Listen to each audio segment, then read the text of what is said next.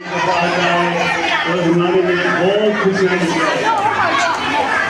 14 श्री रामचंद्र ने अपनी बीवी के साथ, सीता माता के साथ, भाई लक्ष्मण के साथ वनवास काटा था।